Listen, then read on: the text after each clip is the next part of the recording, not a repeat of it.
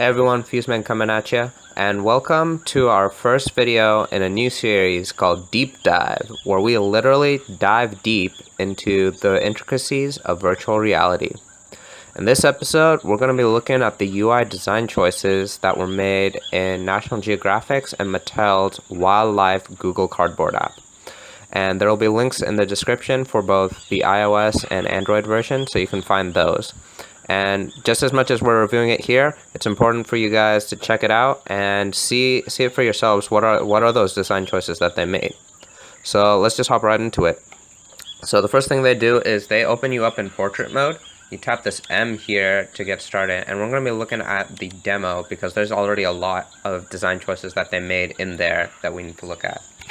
So I'm going to switch this into landscape. We just rotate our phone and put it in the cardboard viewer. And I'm going to go ahead and click. So it takes a little while to load, and once we're in there, we're in this nice savanna. Wow, this is really great for a cardboard application. And here we have our nice friendly zebras. Hopefully they don't charge me, because that could be really bad.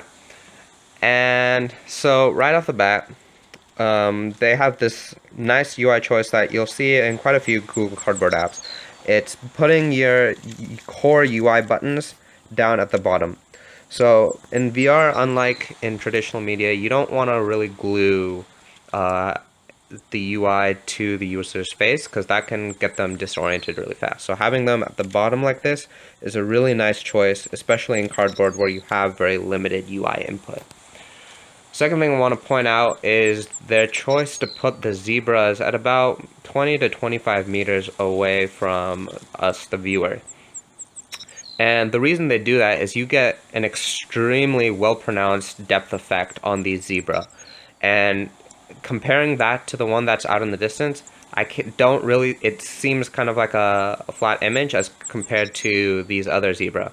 And it's like pretty much the same way that you would think of it in the real world. Like further out objects, you don't really get a good depth perception of compared to objects really close to you.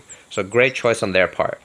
The one thing that I really wish they had done is keep these zebras to scale. So right now they kind of look like dolls, or like a little bigger than dolls, because I'm like kind of towering above them, which is not how a zebra should look like.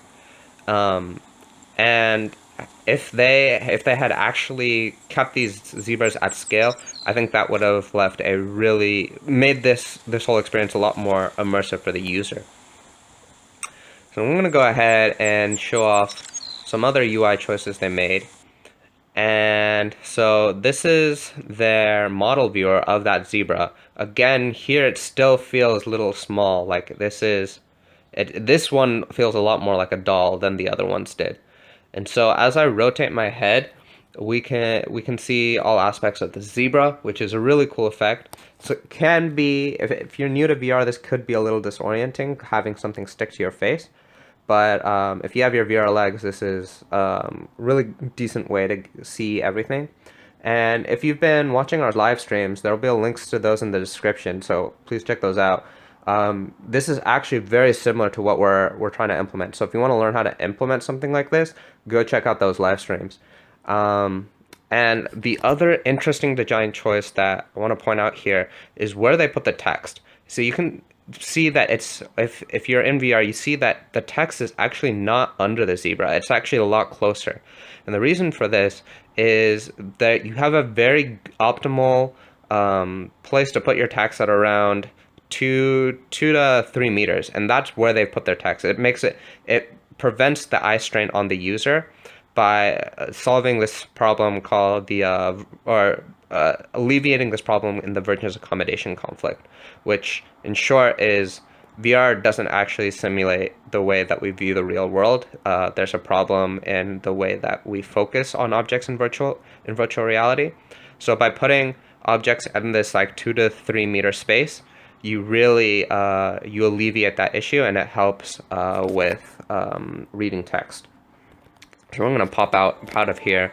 And so those are a few of the design choices that were made in the National Geographic app.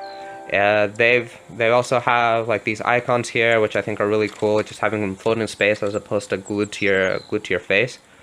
And if you want to learn more about like how to implement some of these stuff, we're going to be doing a live stream and kind of going over that. So feel free to check that out.